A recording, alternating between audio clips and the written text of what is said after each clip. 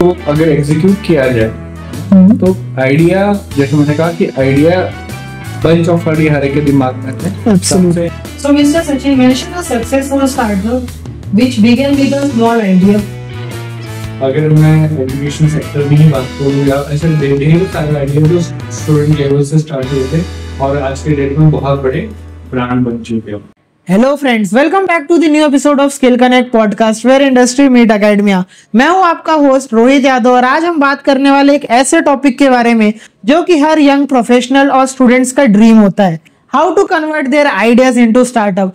और आज इस टॉपिक पे बात करने के लिए हमारे साथ एक ऐसे शख्स जिन्हें आप बहुत अच्छी तरीके से जानते हैं, मिस्टर सचिन पांडे, जो कि फाउंडिंग डायरेक्टर है स्किलशिप फाउंडेशन के और इंक्यूबेशन मैनेजर है वैनगंगा ऑफ इंक्यूबेशन सेंटर के। So let's welcome mister Sachin Pandey and let's get started. So my first question is, कोई रियल स्टोरी आप शेयर करो कि आपने कैसे अपनी जर्नी को, अपने जैसे आइडिया को स्टार्टअप में कैसे कन्वर्ट किया। Most of the time what happens कि आइडिया सबके पास आते हैं। ट्रू। और आइडियाज, बंच ऑफ आइडिया हर एक के दिमाग में पड़े हुए। मोस्ट ऑफ द सबसे इम्पोर्टेंट पार्ट ये होता है कि आप उस आइडिया को एग्जीक्यूशन में कैसे ला पा रहे हो। फॉर एग्जांपल, जैसे जब मैं अपने डिप्लोमा कर रहा था पॉलिटेक्निक, उस टाइम पे मेरे दिमाग में एक आइडिया आया और हम लोग हर कोई किसी ना किसी से कंप्लेंट करता है कि मैं जब पेट्रोल डालने गया, पेट्रोल डालते वक्त उसने 100 रुपये का पेट्रोल मेरे टंकी में डाला कि नहीं डाला कि 100 रुपये का बोल के 90 रुपये का डाल दिया और 80 रुपये का डाल दिया। सो क्यों ना एक ऐसा डिवाइस बनाया जाए, ठीक है, जो पेट्रोल टैंक के अंदर ही होगा और जैसे ही पेट्रोल जाए तो टोटल करंटली आपको फटाक से बता दे आपके मोबाइल ऐप पे या तो फिर आपके जो मीटर लगा हुआ है, राइट, उसी पर जस्ट डिस्प्ले कर दे कि आपके टैंक में इतना फ्यूल था और करंट में इतना फ्यूल इतने के हिसाब से गया हुआ है। सो अब ये बहुत बढ़िया आइडिया था, जिस हिसाब से अभी आज के डेट में चालू है कि पेट्रोल की बहुत चोरी हो रही है। और अगर हम लोग इस चीज़ को अगर एक्सटर्नल डिवाइस बना के भी बेचते तो हमें लगता है कि हम लोग इसका बहुत अच्छा खासा सेल्स कर पाते। तो अब ये आइडिया मेरे को 2011 में आया था, बट ये आइडिया सिर्फ एक आइडिया बन के रह गया। सो लाइक आपने, मतलब ऐसा क्या हुआ कि आप उस चीज को एग्जीक्यूट नहीं कर पाए? कोई प्रॉब्लम, चैलेंजेस? बहुत से टाइम क्या होता है कि आपके पास आइडिया आते हैं, आप रैंडम आइडिया आते हैं और रियल टाइम प्रॉब्लम के ऊपर ही होते हैं। वो तो रैंडम आइडिया सॉल्व करने के लिए यू नीड सम रिसोर्सेज, और उस रिसोर्सेज के लिए that time I was not expert in the IoT devices और कौन से हार्डवेयर लगेंगे, कौन से सेंसर्स लगने वाले, वो मुझे नहीं पता था। जैसे रैंडम आइडिया आया था, थॉट आया था कि कर देना चाहिए, बट ठीक है, थोड़ा सा रिसर्च किया बट पता चला कि ये चीज़ अभी मेरे डोमेन से बाहर है और मैं कम्प्लीटली स्टडी फोकस पे था। बट अगर इस चीज़ को अगर एग्जीक्यूट किया जाए तो आइडिया, जैसे मैंने कहा कि आइडिया बंच ऑफ आइडिया हर एक के दिमाग में है। सबसे इम्पोर्टेंट है उसका एग्जीक्यूशन। राइट। अगर आप एग्जीक्यूशन कर पा रहे हो उस आइडिया का, so like the idea can convert into the good startup. Depends कि बहुत सारे सिनेरियोज होते हैं, बहुत सारे टर्म्स एंड कंडीशंस भी आती हैं आपके आइडियाज के साथ, और बहुत सारे वैलिडेशन भी होते हैं मार्केट के हिसाब से। So mister Sachin mention a successful startup which began with a small idea.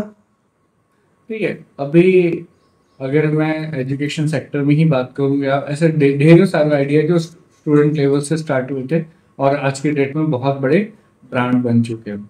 जैसे एक स्टाइडिया अभी रिसेंट में एक स्टार्टअप है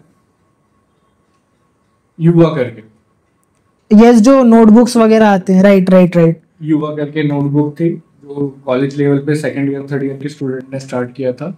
और नोटबुक ही सिंपल नोटबुक है, बट उन्होंने बहुत नोटबुक के जो स्टार्टिंग के कवर पेजेस है तो बहुत क्रिएटिवली बनाया। राइट। और उसको उन्होंने इस तरीके से ब्रांड प्रपोजिशन किया कि नॉनिट के सेल्स बढ़ गए।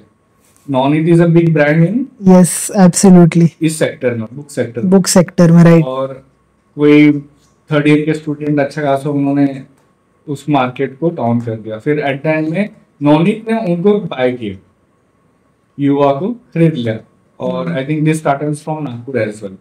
अदर देन दैट कि अभी आप देखते हो कि जब भी आप कॉलेज सर्च करते हो अपने गूगल पे जाके देखो बेस्ट कॉलेज जैसे नागपुर या बेस्ट कॉलेज इन इंडिया, सबसे पहले आपको कॉलेज का नेम आने से पहले ना, कॉलेज की वेबसाइट आने से पहले कॉलेज दुनिया आ जाता है। Right, it is like new startup है ये भी, है ना? तो कॉलेज दुनिया is also the student paid startup, जो आज के डेट में स्टूडेंट ने ही स्टार्ट किया था, बट आज के डेट में अच्छी खासी कंपनी ब्रांड वैल्यू बना चुकी है.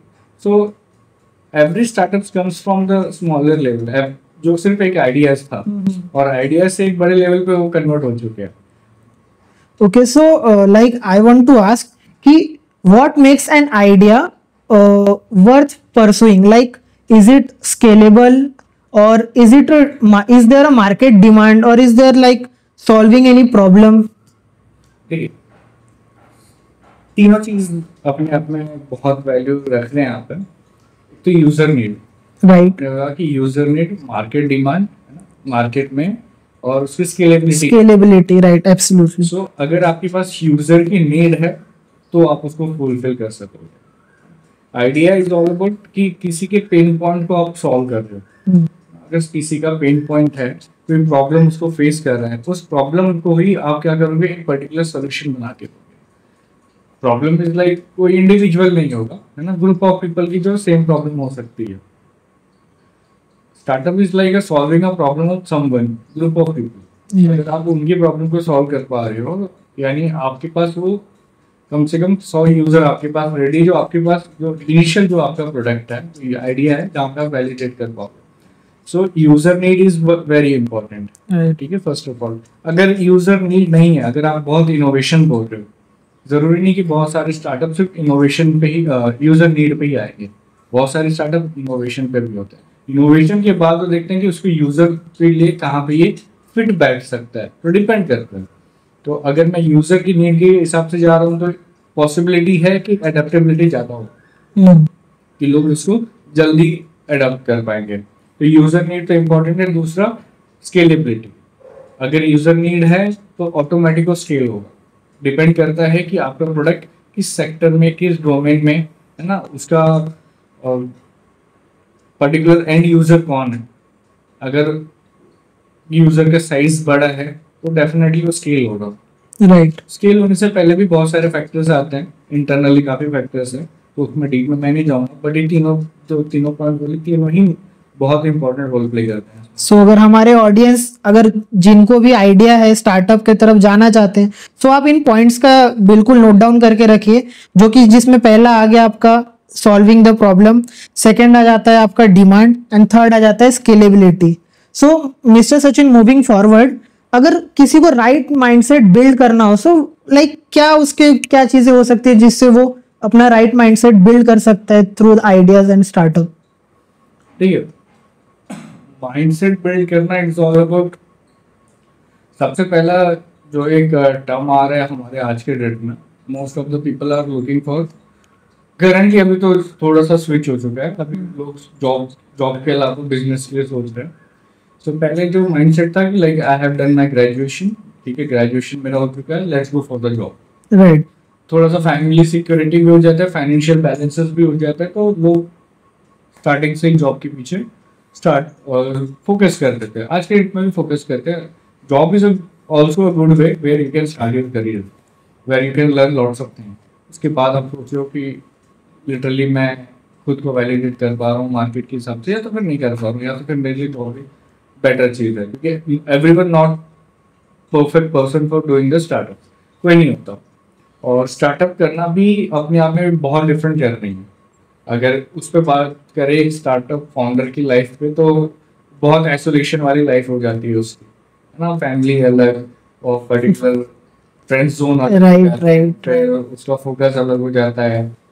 बहुत सारे अप एंड डाउन्स होते हैं स्टार्टअप फाउंडर के लिए, but if you want to stable थोड़ी सी लाइफ चाहिए, you can go with the job and all, but depends. आज की जो हमारे जेंस है थोड़े से रिस्क टेकर्स भी हैं, तो they do the startup. So if I talk about the mindset, तो माइंडसेट देखिए, माइंडसेट ऐसा हम लोग बन के नहीं आता, राइट. और हम लोग माइंडसेट बना भी नहीं सकते कि नहीं मेरे को यही करना है या यही होगा. तो ये बहुत एक प्रोसेस ओरिएंटेड जर्नी है. जैसे जैसे आप करोगे वैसे वैसे आपको ऑटोमेटिकली माइंडसेट बनता जाएगा. तो इसका कोई परफेक्ट आंसर नहीं हो सकता कि मैंने स्टार्टिंग से ही सोच के रखा था मैं यही करूंगा. बहुत सारे सर्कमस्टेंसेस ऐसे होते हैं कि आप जो सोचिए वैसे नहीं होने वाला. तो the thing is like if you are going to start any startup, और आपको वैलिडेट भी करना है किसी आइडिया को भी, तो बेटर ये है कि आप उसको स्टार्ट कर दो। वैलिडेशन आप स्टार्ट करो। वैलिडेशन जैसे जैसे आपको स्टार्ट करोगे, फीडबैक मिलेगा, वैसे वैसे आप सॉरी ऑटोमेटिक आपका माइंडसेट बनता रहेगा। ओके, सो एक क्वेश्चन है यहाँ पे, लाइक आज के डेट में क्या हो गया ना, बहुत से लोग जॉब के साथ साथ सोचते हैं कि यार मैं कुछ स्टार्टअप करूँ, लाइक मैं कोई कंपनी खोलूँ या XYZ कुछ भी हो सकता है। So what do you think, अगर किसी को स्टार्टअप करना है, so how they can manage their job and their startup? देखिए, पहली बात, अगर मेरे को स्टार्टअप करना है तो startup need a complete dedication. मैं ये नहीं बोल सकता कि मैं जॉब करते करते इसको कंटिन्यू करूंगा। अब वो आपकी रिस्पॉन्सिबिलिटी अलग होती है कि आपके पास कितना अवेलेबल टाइम है। Right. If you are doing job for someone, तो आप उनके लिए डेडिकेटेड हो, 9 आवर उनको आपको एनी हाउ देना ही है। एब्सोल्युटली। अगर आप डेवलपर हो, फिर कोई बग निकल गया तो आपको उससे ज्यादा टाइम देना है। राइट। सो आप उनको नहीं बोल सकते कि मैं कल कर लूंगा या परसों करते हैं। Yes, because they want that, भाई प्रॉब्लम तो अभी सॉल्व होनी चाहिए। आप मेरे पास क्लाइंट बैठा हुआ है मेरे सर पे, है ना, प्रोडक्शन वाले बिल्डर्स को अभी सॉल्व करो। सो डिपेंड करता है कि आप जॉब करते करते उसको कैसे मैनेज कर पाते हो। अगर हाँ आपका कुछ और तरीके का जॉब है, कंसल्टिंग है कि आप सिर्फ कंसल्टिंग कर रहे हो, if you have lots of time where you can start your own job और own startup, then you can think about that. Meanwhile, like it's not an individual journey.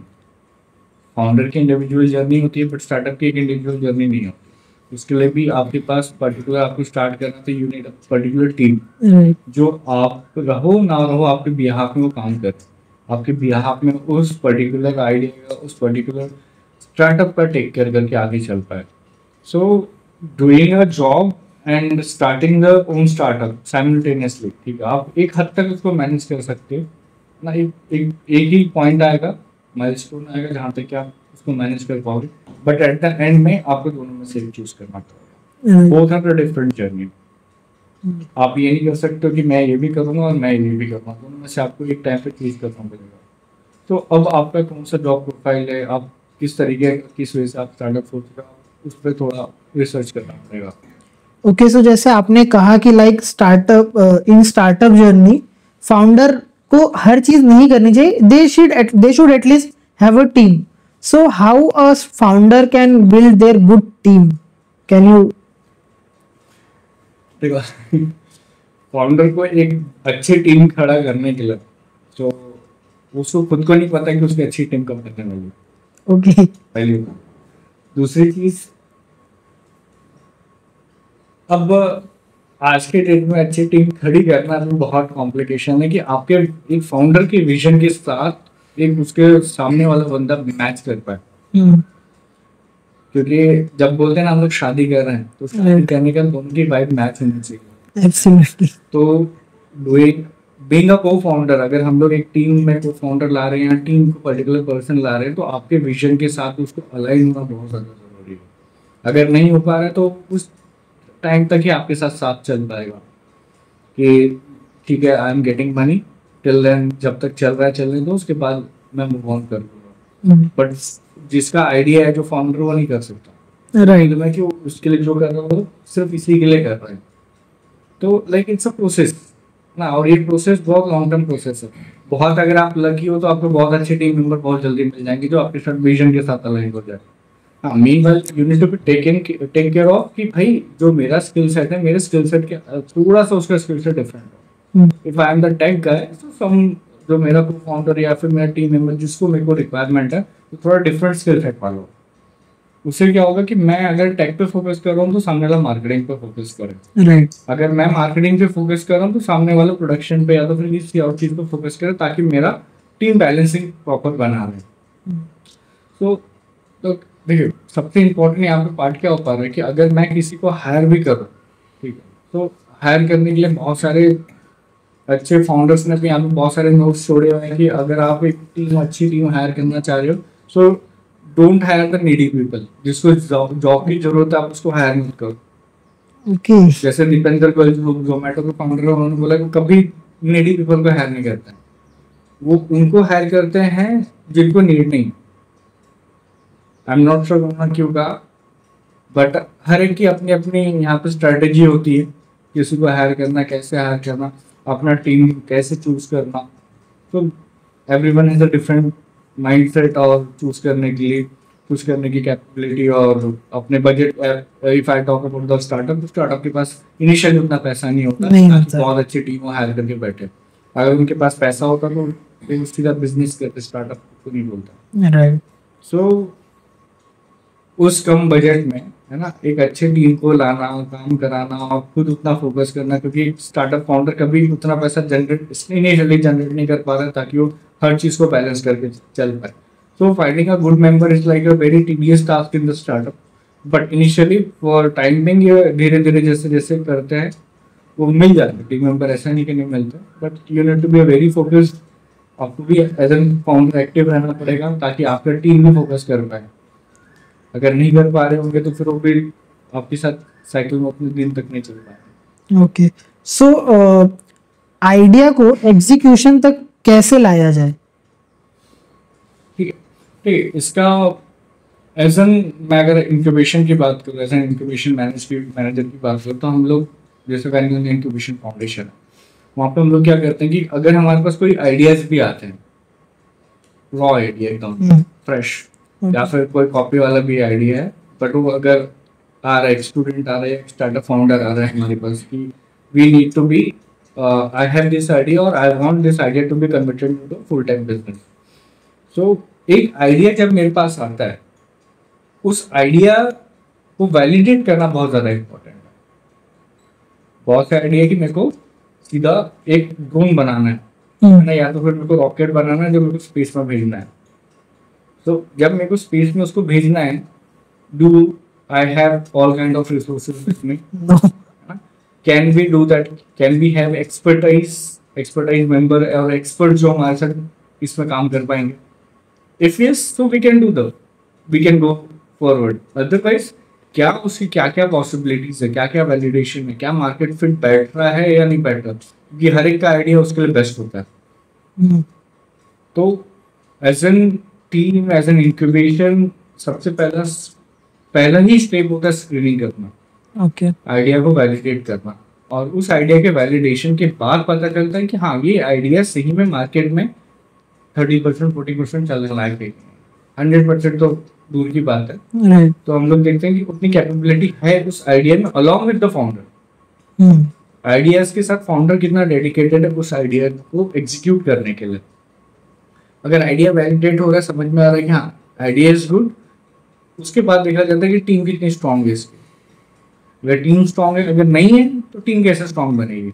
और इस आइडिया को एज एन हम लोग एक MVP कैसे बनाएंगे, minimum viable product जिसको बोलते हैं, वो MVP कैसे रेडी होगा। अगर MVP मेरे पास रेडी होता है, ठीक है, idea is completely concept note और हाइपोथेटिकली चल रहा है, राइट। जब तक उसका MVP रेडी नहीं होता, जब तक उसका मिनिमम वाइबल प्रोडक्ट रेडी नहीं होता, तब तक कि वो क्या है, एक हाइपोथेटिकल है। जब मेरा प्रोडक्ट रेडी हुआ, मिनिमम वाइबल MVP रेडी हुआ, मैं क्या करूँ कि the product will be, founder can show that product to the investors, incubation managers, whatever it is, the stakeholder, उसको सामने के लिए कुछ दिखाने वाली चीज उसके पास है। ठीक है, अब वो MVP रेडी होने के बाद हम लोग की जिसको हमें दिखाना है, stakeholder, if we are going for the investment, है ना, हमें फंडिंग चाहिए, तो हम लोग उनको दिखा सकते हैं। टिल देन अगर MVP रेडी हो रहा है, क्या होगा, आपने पहले आइडिया वैलिडेट किया, आपने मार्केट फिट चेक किया, फिर आपने MVP बनाया, और भी बहुत सारी चीज़ें, मार्केट सर्वे, रिसर्च है इसमें, यूजर रिसर्च है, डीप डाउन अगर हम लोग और जाएं इस पर। तो मैं MVP रेडी करने के बाद क्या करता हूँ, मैं पिच डेक रेडी करके मैं मार्केट में या तो फिर इन्वेस्टर को या तो फिर डायरेक्टली मैं एंड यूजर को दिखाता हूँ कि this is what we have. अगर मेरे को इन्वेस्टमेंट नहीं चाहिए, है ना, मैं थोड़ा सा और अपने प्रोडक्ट को और ट्रायल एंड एरर बेसिस पे और टेस्ट करना चाहूँ, तो MVP लेवल पे मैं अच्छे से उसको टेस्ट कर सकता हूँ। So this is the way, like आप आइडिया टू MVP तक आइए, MVP तक आने के बाद आप खुद के प्रोडक्ट को टेस्ट कर सकते हैं, और एक यूजर के फीडबैक लेने के बाद आप उसको धीरे धीरे अपग्रेड कीजिए। Right. This is the like common process है। ये प्रोसेस हर फाउंडर इसको यूज करता है अपने आइडिया को वैलिडेट करने के लिए। ग्रेट। सो यूजर्स, हमारे जो ऑडियंस है इस चीज को नोट डाउन करें कि एग्जीक्यूशन से, सॉरी, आइडिया से एग्जीक्यूशन तक का जो सफर है वो ऐसा नहीं है कि भाई बस कर दिया। यू नीड एटलीस्ट अच्छा खासा डीप डाउन रिसर्च होना चाहिए, और सबसे मेन चीज कि जो आपका आइडिया है वो यूजर्स की प्रॉब्लम का जो प्रॉब्लम हो गई, पेन पॉइंट हो गए, उसे सॉल्व करना चाहिए, and then move forward to the MVP, right? Great. So now moving forward, how a founder can create a business plan or lean canvas so that his business can grow? Okay. So what happens? अगर आपको थोड़ा और deep down इसको देखना है, there is a book called Lean Startup, जिसमें बहुत deep down अच्छे बहुत तरीके से बनाया गया कि आप बिजनेस एक प्लान कैसे स्ट्रेटेजी बना सकते हो, या कि आपका बिजनेस कैनवस कैसा होना चाहिए। सो इनिशियली अगर हम लोग बिजनेस स्ट्रेटेजी की या बिजनेस प्लान की या कैनवस की बात करें, सो अगर आप स्टार्टअप हो या फिर डिपेंड ऑन योर प्रोडक्ट और मार्केट फिट और प्रोडक्ट किस वे तरीके से आपका या किस डोमेन में आपका प्रोडक्ट है, सो आप ट्राई कीजिए कि वो product should be a flexible one. तो बहुत से आपने देखे होंगे लाइक हॉटस्टार है, नेटफ्लिक्स है, फिर या फिर अमेजोन प्राइम है। तो इनिशियली जब वो आए थे, है ना, they come up with a premium model, right? तो अगर वो कुछ कंटेंट आपको फ्री में भी मिल रहे हैं, कुछ कंटेंट के लिए आपने क्या किया, they guys are taking the subscriptions also, right? तो बहुत सारे अगर आप सब्सक्रिप्शन बेस्ड मॉडल आ रहे हैं तो वो क्या करते हैं, प्रीमियम पे चलते हैं। So they give the flexibility to the users कि आप पहले हमारे प्रोडक्ट को टेस्ट कर लीजिए, राइट? सो इससे क्या हो रहा है कि आप एक यूजर का ट्रस्ट बिल्ड कर पा रहे हो। User trust is much much important in building any startup. अगर आपके यूजर्स आपके स्टार्टअप पे आप पे ट्रस्ट कर पा रहे, आपके प्रोडक्ट पे ट्रस्ट कर पा रहे हो, so it means like your product is like success rate उसका ज़्यादा रहेगा, राइट? सो फ्लेक्सिबिलिटी बहुत इंपॉर्टेंट है इनिशियल टाइम पे। आप देखिए उसकी बात कर, आप धीरे धीरे आप as per the user need, as per the market guidelines, as per your financial statements and all, आप बिजनेस के हिसाब से उसको मॉडिफाई कर सकते हैं। देन अभी प्रोडक्ट के हिसाब से साथ देखिए स्ट्रीम्स भी निकालना है, अगर मेरे को रेवेन्यू स्ट्रीम्स भी बनाने हैं इसमें, तो रेवेन्यू स्ट्रीम्स के हिसाब से भी मेरे को I need to be very clear कि मेरा प्रोडक्ट कौन से मार्केट फिट के लिए बैठने वाला है, कौन सा मार्केट साइज के लिए बैठेगा, और कौन से उसका एंड यूजर है, और उनकी पेइंग कैपेसिटी कितनी है, और मेरे को किस हिसाब से मैं अपने प्रोडक्ट को उन पर थ्रो कर पाऊँ, देख पाऊँ। तो इट डिपेंड्स कि आप एंटायरली कैनवस अपने एंड यूजर को समझ के कैसे बना पा रहे हैं। सो इनिशियली जो मैंने पहले कहा कि प्रोडक्ट शुड बी, या pricing should be very flexible, ताकि आपके एंड यूजर को भी वो बहुत हाई ना लगे। अगर आप इंडिया में टारगेट कर रहे हैं तो इंडिया इज लाइक वेरी, उनको हर चीज बहुत लो कॉस्ट में चाहिए, उनको हाई कॉस्ट या 999 या उससे ज्यादा वाली कॉस्ट दे अगर, तो उनके ऑलरेडी उनके पास बहुत सारे सब्स्टिट्यूट अवेलेबल होते हैं, राइट? है ना, तो सब्स्टिट्यूट के साथ साथ वो उतना पे करना नहीं चाहते। They want premium content and very low cost. So you need to be understand your user, you need to be understand your market. अगर आप इस चीज को समझ पा रहे हो तो आप डेफिनेटली उसका प्राइसिंग स्ट्रेटेजी आप उसको बना पाओगे। ग्रेट।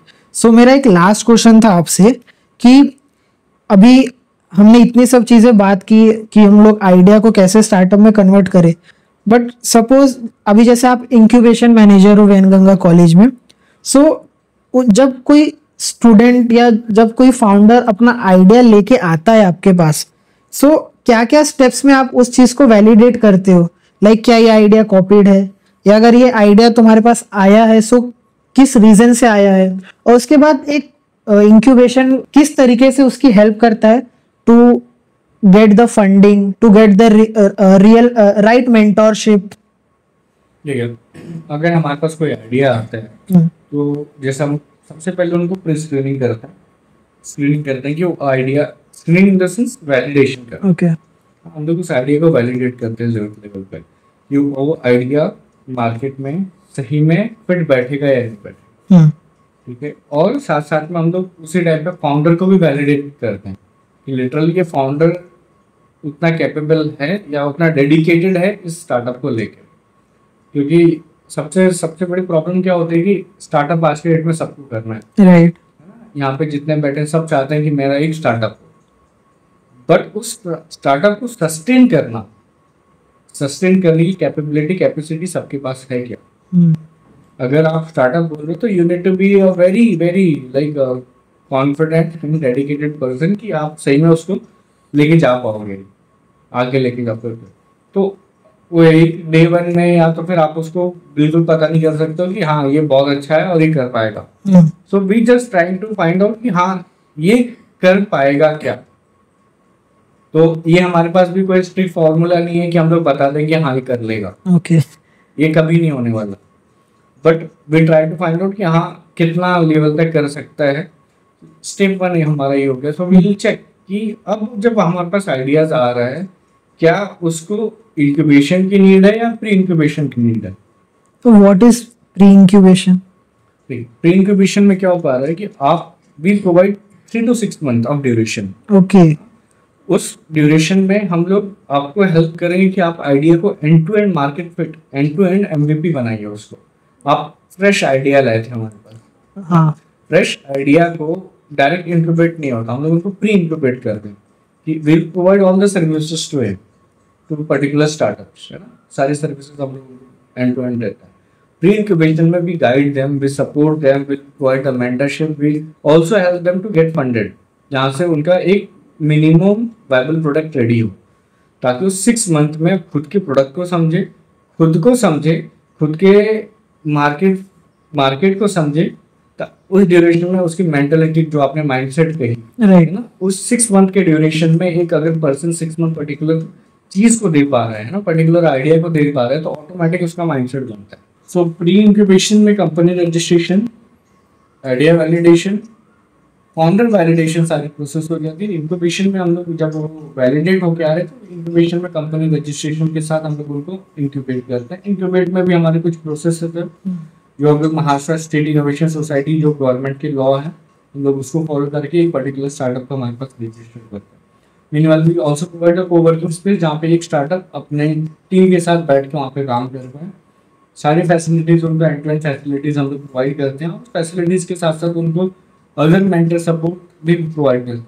मीनवाइल जैसे कि हमने जब स्क्रीनिंग की बात आती है, स्क्रीनिंग हम लोग खुद नहीं करते। We have team of expert people जो ऑलरेडी इंडस्ट्री में 10 साल 20 साल स्टार्टअप के फाउंडर्स हैं, इंडस्ट्री में ऑलरेडी काम कर चुके हैं। They know how business works ना, फाइनेंशियल टीम्स है जो उस पर्टिकुलर जब स्टार्टअप हमारे पास पिच करता है अपना आइडिया, उस टाइम पे हम लोग हमारे जो एक्सपर्ट की टीम्स है उनको वैलिडेट करते हैं, उनको चेक करते हैं। इफ दे फाउंड कि person and startup ideas are good to go, then we pre incubate them. Okay. और एज अ स्टार्टअप फाउंडर ऐसी क्या मिस्टेक्स है जो उन्हें नहीं करनी चाहिए? क्योंकि आज के टाइम में डेली हजारों स्टार्टअप बिल्ड होते हैं और डेली मतलब हजारों स्टार्टअप फेल भी होते हैं। सो क्या मिस्टेक्स है जो अर्ली स्टेज में फाउंडर्स को नहीं करनी चाहिए? देखिए, सबसे बड़ी, या फिर मैं भी हमेशा इस चीज़ को फेस किया हूँ, तो हम लोग हमारे प्रोडक्ट को बहुत अच्छा प्रोडक्ट मानते हैं पहली बार, है ना, उससे बेस्ट प्रोडक्ट कोई नहीं हो सकता। दूसरी चीज़, हम सिर्फ उस प्रोडक्ट को डेवलप करने के पीछे ही लगे रहते हैं, और हमारे लिए हर प्रोडक्ट का एक लाइफ साइकिल होता है, और उस लाइफ साइकिल के हिसाब से अगर वो प्रोडक्ट उस टाइम पे मार्केट में चले जाता है तो पॉसिबिलिटी है कि आपको उसके चांसेस ज़्यादा है। अगर आप उसको हमेशा डेवलप ही करते रहोगे तो वो कभी कंप्लीट होने वाला नहीं है। एब्सोल्युटली। सो प्रोबेबिलिटी ये कहती है कि आप जब भी as per the agile model, जैसे ही आपका फेज कंप्लीट होता है तुरंत उसको मार्केट में डिप्लॉय कर दिया जाए, और एज एन उसका टेस्ट एंड फीडबैक लेके आप उसको फिर वापस से डेवलप करते रहो। तो डेवलप एंड डिप्लॉय, अगर आप ये चीज कर पाओगे, जितने जल्दी आप मार्केट में उतर पाओगे उतना आपके लिए बेटर है, इंस्टेड ऑफ वेटिंग कि मेरा एक बार पूरा कंप्लीट हो जाए फिर मैं मार्केट में आऊँ। तो सबसे बेसिक चीज़ है। और हालांकि अगर मिस्टेक्स की बात की जाए तो बहुत सारी चीज़ें आपको टिकटॉक में इसके ऊपर अलग से वीडियोस में मिल जाएंगे, बट अगर एक मैं प्रिसाइज बोलूँ तो ये चीज़ अगर अवॉइड की जाए अर्ली केसेस में, अर्ली स्टेप में, तो ज़्यादा बेटर और आउटकम जल्दी मिल पाएगा। Test early and fast fail वाला सिस्टम है यहाँ पे। Okay, all right, so thank you so much mister Sachin. So it was a great conversation and informative conversation. अगर आपको ये वीडियो पसंद आए तो लाइक, कमेंट एंड शेयर करें और कमेंट में अपना बेस्ट पार्ट जरूर बताएं। और मिलते हैं हम एक नए वीडियो के साथ। Take care, bye bye.